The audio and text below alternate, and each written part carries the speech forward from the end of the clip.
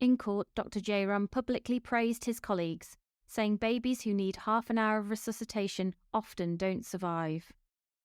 The team that resuscitated him did a very, very good job.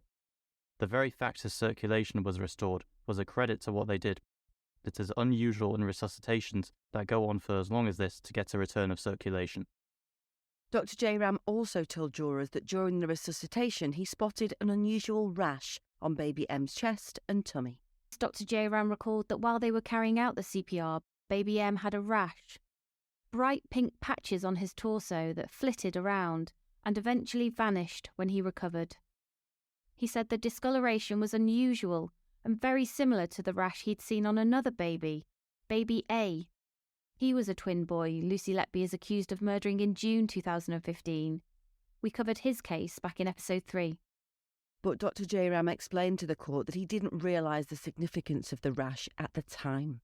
He said it wasn't until 2 months later, at the end of June 2016, when consultants at the hospital decided to call a meeting to discuss what was going on at the unit, that the suggestion of air embolus, or an air bubble entering the blood and blocking its movement to the heart, was first mentioned. And this prompted Dr. Jayaram to begin researching the subject. He told the court that he felt a physical chill down his spine when he found a research paper on air embolus, because it described a rash in patients who had air in their blood that fitted with what they were seeing on his unit in Chester. I remember sitting on my sofa at home with the iPad, and I remember reading that description and the physical chill that went down my spine because it fitted with what we were seeing. But at the time of baby M's collapse, Dr. Jayaram had not noted it in the records, and in court he was asked about this by Ben Myers KC, Lucy Letby's barrister.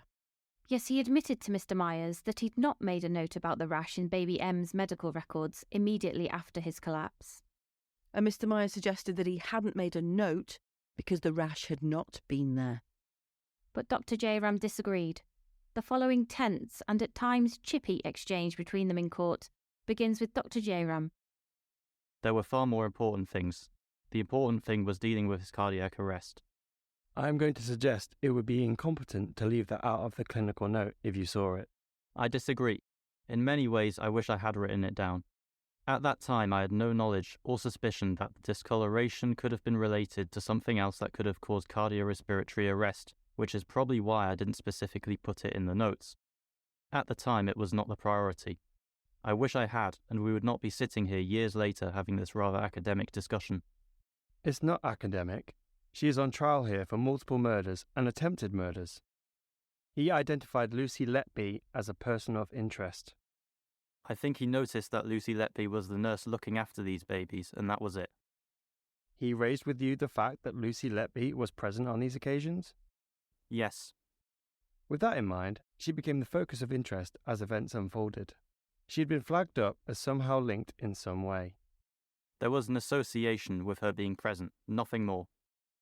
You and Stephen Breary were already talking about Lucy Letby in June 2015, weren't you?